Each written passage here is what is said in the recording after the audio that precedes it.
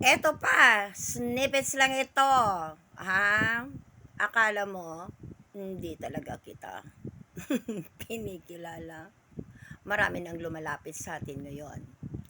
Ano ang nangyari, Mandalulo? Bakit itong dalawang spelling ng apelyido mo ay letter O? At ano ang nangyari, bakit letter U ka na ngayon?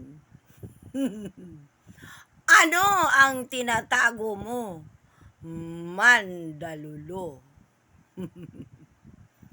Nagtatanong lang naman para maliwanagan. Huwag kang mag-strong, baka ka ma-stroke. Dahil malapit-lapit ka ng mananahimik ng tuluyan sa kahihiyan. Sinasabi ko sa'yo, wag na wag mo akong subukan. Kilala ko sa TikTok na hindi ako nagpapalabas ng impormasyon kung hindi ko kayang panindigan. Boom!